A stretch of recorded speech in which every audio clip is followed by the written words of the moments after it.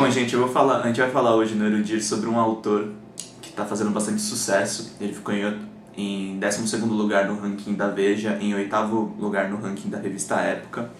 O nome dele é Eduardo Spohr. Ele está fazendo bastante sucesso com o podcast Nerdcast, que é um dos maiores podcasts brasileiros. Ele lançou esse livro aqui, que é um dos grandes sucessos de best-seller, A Batalha do Apocalipse, baseado, na verdade, no Apocalipse bíblico. A gente vai falar sobre religião, só que o ponto de vista do Spohr, ele é ateu, então ele tem, na verdade, como escritor, uma curiosidade mítica. Ele quer abordar os mitos que existem através da Bíblia e outros mitos que existem na forma de religião, na forma de figuras divinas, na forma de figuras que ultrapassam a realidade. E assim, eu ainda não tive tempo de ler completamente a Batalha do Apocalipse. O Eduardo fala isso em vários vídeos que ele postou na internet, em alguns tutoriais de leitura, que esse livro é para ser lido como se fosse Senhor dos Anéis. Inclusive, vocês podem conferir alguns detalhes, assim. Aqui na capa mesmo, ele colocou alguns símbolos de uma linguagem diferente. É bem parecido com o élfico que o Tolkien coloca na capa do livro dele. Tem uma linha do tempo enorme atrás que explica a relação da realidade com a Batalha do Apocalipse, que na verdade é um universo que ele criou, não é só a questão da Guerra dos Anjos e uma história bem curtinha. Ele tentou criar realmente uma realidade que possa ser plausível. E nessa realidade, todos os fatos históricos estão relacionados com os dias da criação do Gênesis. Então ele coloca fatos religiosos como se fossem existentes na realidade, mas sem comprometer a realidade científica. Você tem, por exemplo, no primeiro dia que Deus começou a criar as coisas, ele coloca o Big Bang, ele coloca todos os fatos científicos, e na verdade a existência humana ela surge num momento bem específico da criação que causa confusão nas pessoas.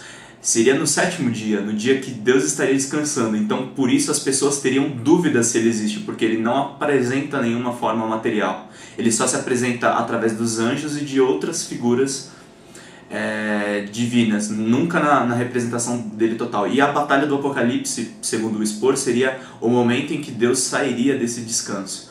Então é bastante interessante, assim, ele coloca o assunto religioso, mas não de uma maneira doutrinária, nem apenas apresentando os dogmas que as pessoas estão cansadas de conhecer, que é a herança da cultura judaico-cristã, mas ele tenta colocar isso realmente de uma forma ficcional. Ele inventa alguns anjos, mas ele usa uma hierarquia de anjos pré-estabelecida na literatura. Ele coloca os conflitos que existem nisso, onde Lúcifer, que é o anjo caído, se insere nessa guerra, o que o inferno exatamente tem a ver com Lúcifer,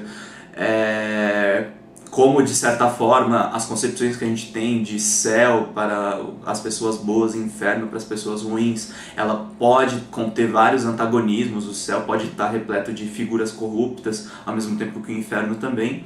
E como eu não consegui ler o livro completamente, ele ainda está em processo, eu tô absorvendo o que o Eduardo escreveu, eu fui procurar as referências. E a primeira referência que ele cita em todas as palestras, toda vez que ele fala sobre esse livro, é esse filme aqui chamado Anjos Rebeldes, que em inglês é chamado The Prophecy. Ele foi lançado várias sequências, assim, e ele acabou virando, assim, as últimas versões do Prophecy acabou virando cinema trash, porque eles começaram a exagerar muito na Guerra dos Anjos. E o primeiro filme, o personagem principal é o Christopher Walken interpretando o Anjo Gabriel. E é a mesma perspectiva do Spohr. Ele tenta colocar os anjos como se fossem figuras reais. Inclusive o protagonista do filme ele se indaga, anjos, se existissem, como na Bíblia eles só aparecem nos momentos de conflito, seriam realmente pessoas boas? E se revela no filme que não, eles na verdade são arautos da destruição do metafísico, do divino, assim. Ele não surge, na verdade, assim, a gente tem um anjo da guarda, segundo a versão do filme, porque a gente precisa de uma proteção diante dessas entidades conflitantes. E uma coisa bastante curiosa que eu estava falando aqui, e provavelmente vai entrar no making-off, é que a pessoa que interpreta Lúcifer no filme é o Viggo Mortensen, que faz o Aragorn do Senhor dos Anéis. E isso é uma surpresa, assim, porque ele não tá nem no cast assim, principal. No cast principal botam os outros atores que nem são tão bons assim no filme, mas ele aparece assim do nada e você meio que se assusta, porque você tá esperando que, sei lá, o Lúcifer seja uma figura feia e tal, e é um cara que aparece com rosas e falando: então, eu sou o cara que Deus mais amou e eu mais amei ele, mas como todo grande amor, uma hora se acabou. E ele devora a rosa, assim, e começa a chamar os servos dele, que são figuras bem horripilantes, que seriam realmente as criaturas do inferno, em contraposição a ele, que na verdade não é um cara feio, sabe? Ele é semelhante a qualquer outro anjo. E eu tô falando sobre esse livro porque ele tá fazendo um grande sucesso.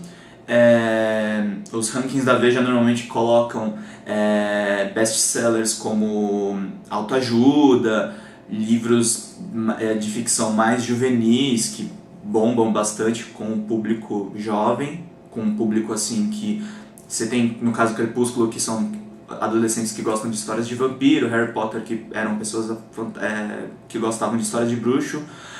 Mas agora, pela primeira vez, a gente está vendo um livro, primeiro, sobre ficção em cima do dogma cristão, em cima do dogma judaico, e pela primeira vez um livro que não é voltado para crianças realmente. Esse daqui é um livro voltado para adultos, é um livro, mesmo público do Senhor dos Anéis, apesar que o Senhor dos Anéis também tem vendas boas até hoje, ainda mais com as promoções que andam surgindo.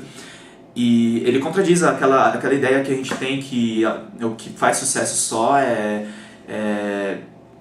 uma literatura rasa, uma literatura superficial. O Dudu Spor, ele demorou 5 anos para isso. 5 anos na verdade não, ele levou mais tempo, porque os primeiros rascunhos da Batalha do Apocalipse, pelo que eu ouvi no Nerdcast, pelo que eu ouvi no blog dele, que é o Filosofia Nerd, remontam na verdade ao começo dos anos 2000, ele demorou muito até chegar nesse manuscrito final. A primeira publicação, essa edição aqui, vocês não vão encontrar em livrarias, é a edição de colecionador que o Jovem Nerd estava vendendo. Então, na verdade, ele não começou por uma editora grande, ele começou por uma editora de internet, com um livro único, 4.000 exemplares, os exemplares se esgotaram, demorou para esgotar, mas se esgotaram, e aí a Record comprou os direitos e agora tá bombando, entendeu?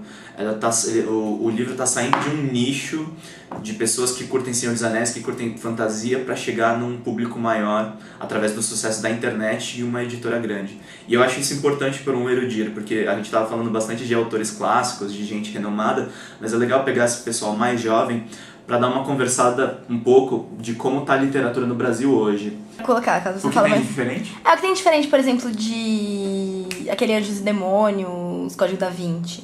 Não, na verdade não tem grandes diferenças. A grande diferença que eu achei, assim, em temas não tem grandes diferenças, mas o que eu achei diferente é a métrica. Ele realmente tentou criar um mundo paralelo. Não que o Dan Brown não tenha criado, mas a fórmula dele é bem fechada se você pegar assim.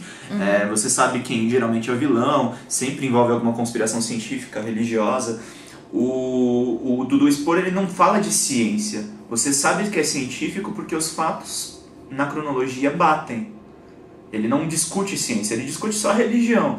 E isso é o mais interessante, porque ele é ateu. Então um ateu discutindo religião prova que necessariamente você não acreditar em Deus não significa que você não vai discutir isso. E que não veja valor nisso e não veja valor nos mitos. Então isso que eu acho bastante bacana nesse livro. É claro, tinha tudo para não dar certo. Mas o cara escreveu de uma maneira tão boa e fez uma propaganda tão boa na internet que as pessoas estão comprando, as pessoas estão tendo curiosidade por essa história. E ele está facilitando o máximo possível para as pessoas lerem, inclusive fazendo guias de como ler o próprio livro dele. Então eu acho isso uma coisa muito legal do escritor fazer isso. Eu nunca vi outro cara fazer isso, eu nunca vi o Dan Brown fazer isso. Porque os livros dele são relativamente fáceis de ler. Então... Mas mesmo assim, eu acho que seria interessante, às vezes, sei lá, o Dan Brown discutir o próprio livro dele, a J.K. Rowling, ela faz isso às vezes, mas ela não fez realmente um guia que nem o Dudu Spor fez. Às vezes discute, quando o Harry Potter não tinha terminado, ela discutia o que ia sair no próximo livro. E eu acho isso bastante interessante do autor fazer. Eu vejo isso. Tem mais alguma pergunta, ô câmera? Não. Era só essa, que na hora que você estava falando eu lembrei disso.